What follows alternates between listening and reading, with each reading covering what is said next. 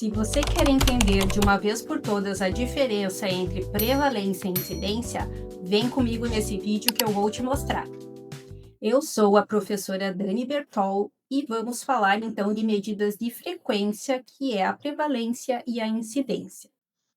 Quais conteúdos desse vídeo? Então, conceitos e fórmulas de prevalência e incidência. Depois também vou falar um pouquinho dos fatores determinantes, o que influencia na prevalência e na incidência.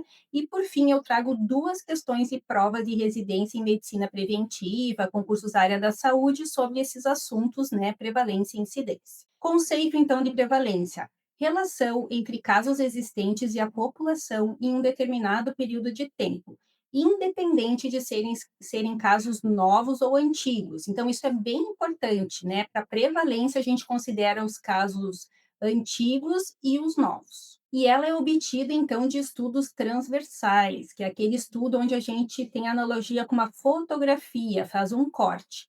Já quero aproveitar e falar para vocês, voltando aqui, que ali, ó, determinado período de tempo, porque às vezes, por ser um estudo transversal, a gente pode ter uma ideia que tem que ser algo assim, muito rápido, por exemplo, coletado no mesmo dia, sempre no mesmo momento.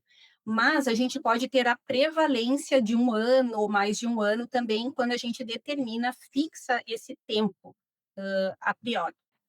A fórmula, então, da prevalência são o número de casos com a doença em determinado período, aí, então, contando casos já ocorridos, né, casos existentes com os casos novos daquele período, dividido pelo total da população daquele período.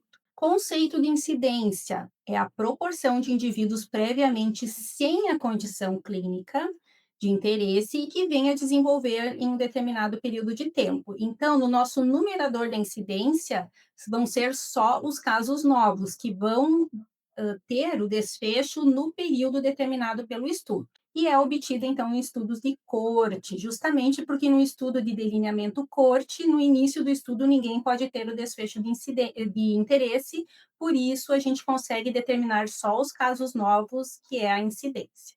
A fórmula da incidência, casos novos da doença, dividido pela população inicialmente sem a doença, ou seja, no nosso denominador, a gente tem que tirar da população as pessoas que já tinham a doença, então os casos antigos. Eu vou compartilhar com vocês um quadro que eu montei aqui, um exemplo para facilitar o entendimento dessa diferença, tá? Então, imagine uma situação onde a gente tenha casos de HIV num município de pequeno porte, ali, 10 mil habitantes, tá? E a gente quer saber a prevalência e a incidência do ano de 2024. Então, a gente tem informação lá em 1º de janeiro de 2024 que existiam 1.000 casos de HIV no município, que a gente pode entender isso como casos antigos, porque lá no início de 2024 já tinham 1.000 casos. E aí, durante todo o ano 2024, ou seja, lá em 31 de dezembro de 2024, a gente tem a informação que nesse ano, né, lá de janeiro a dezembro de 2024, surgiram 100 novos casos de HIV. Então, seriam os nossos casos novos da doença de interesse do desfecho.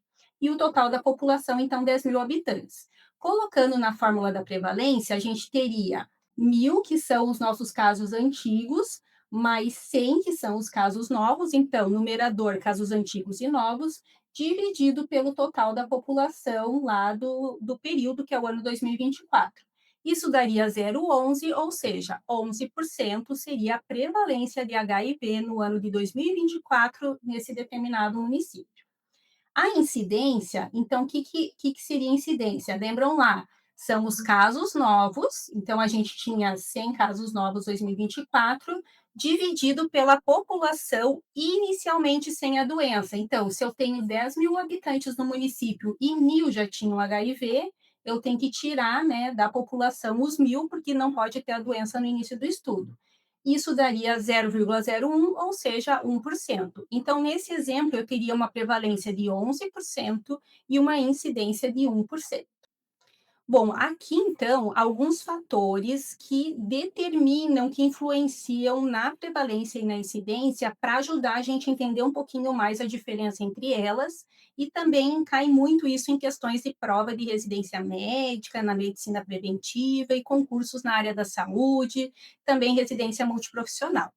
Então, fatores que aumentam a prevalência. Uma dica que eu dou é sempre pensar, como a gente faz uma analogia com uma fotografia no estudo transversal, que é da onde tira a medida de prevalência, a informação de prevalência, então pense em o que, que fica fácil pegar numa fotografia, que seria aumentar a prevalência. Da mesma forma que se não é fácil pegar numa fotografia, seria algo que diminui a prevalência.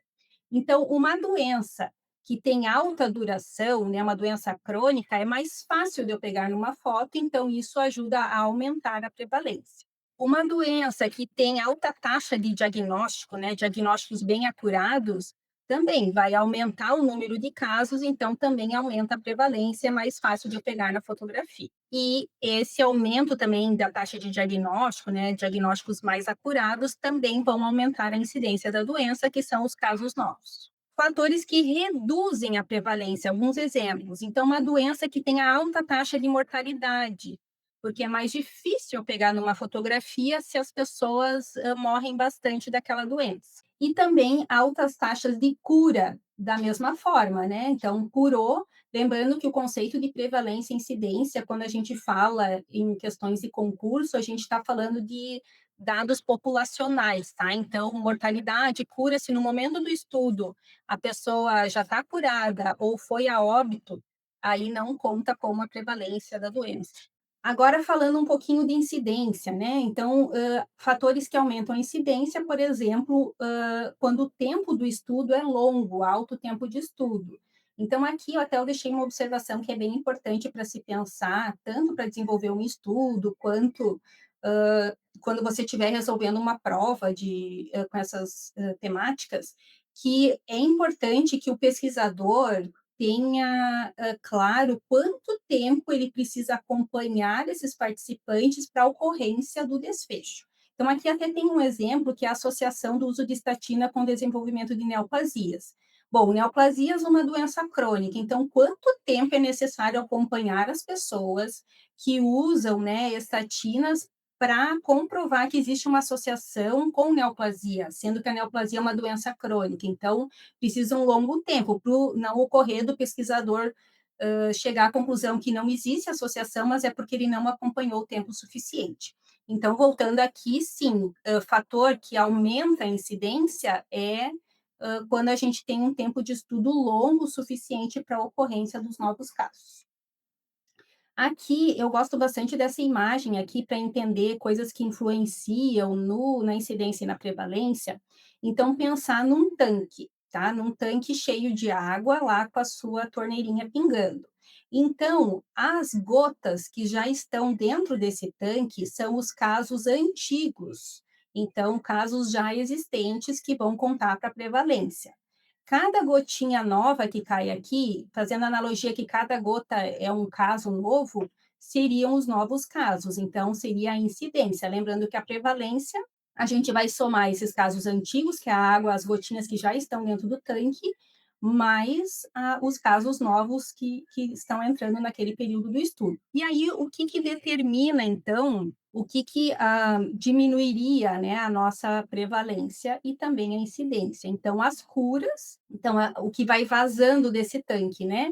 Então, as gotinhas aqui das curas, os óbitos, que a gente sabe que diminui a prevalência, e a outra coisa também a migração, né? Se essa água migra para outro lugar, né? Que seria a imigração, no caso de um estudo, sai daquela população, também vai diminuir os casos e vai diminuir a prevalência da doença. Agora, então, eu vou trazer dois exemplos de questões sobre prevalência e incidência de provas de residência em medicina preventiva. Questão número um seria: qual é a consequência imediata do início de programa de rastreamento de câncer de colo de útero num determinado município?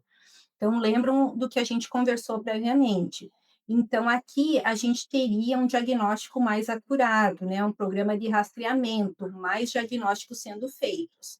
Então, isso Não aumentaria o coeficiente de mortalidade, também não aumentaria a mortalidade geral, aumento da incidência ou aumento da letalidade, né? Letalidade seriam óbitos pela doença. No caso, se a gente diagnostica mais, aumentaríamos então os casos novos, aumentaria a incidência da doença. Então, muito simples, né? O entendimento tendo esses conceitos bem claros. Aqui, então, a questão número 2 e último exemplo desse vídeo. Essa questão eu gosto muito dela, porque ela traz um gráfico também, né, que fica uma questão mais aprimorada. O enunciado diz: a figura abaixo representa a ocorrência de casos de uma determinada doença em uma comunidade. Com base nessas informações, os coeficientes de incidência e prevalência dessa doença durante o mês de maio de 2020 na referida comunidade foram respectivamente. Então, esse gráfico ele representa o que aconteceu no período determinado no estudo do enunciado do mês de maio de 2020. Então, ele tem aqui a informação aqui 1º de maio e aqui o último dia do mês 31 de maio. Então, lembrando do conceito que incidência são só os casos novos e a prevalência são os casos antigos e novos, o que tiver começado de 1º de maio em diante, a gente vai contar como incidência. E o que começou antes de 1º de maio são os casos antigos, que vão se somar aos novos para ser a prevalência. Então, primeiro ele está pedindo a incidência. Então, a gente vai contar só o que está aqui dentro, o que começou de 1º de maio em diante. Então, me acompanhem aqui, ó. Aqui é 1, 2, esse aqui não conta, porque começou aqui fora, né? 3, 4, 5, 6, 7, 8, 9, 10, 11. Então, a gente tem 11 para incidência. Então, a gente teria a letra B e C aqui para ver o diferencial. Agora, para dar a prevalência, que é a próxima medida, a gente tem que somar esses 11 com os casos antigos, ou seja, que começaram antes de 1º de maio, então eles vão estar aqui o início fora desse quadrado cinza do gráfico. Então, a gente tem aqui 1, 2, 3, 4, 5. Então, 5 casos antigos. Soma-se os 11 novos, a gente teria então 16 para ser a prevalência. Então, a resposta correta é a letra B. Aqui algumas referências que eu utilizei. Agradeço muito e espero que esse vídeo tenha ajudado você a entender um pouquinho mais sobre prevalência e incidência. Vejo vocês no próximo vídeo. Muito obrigada.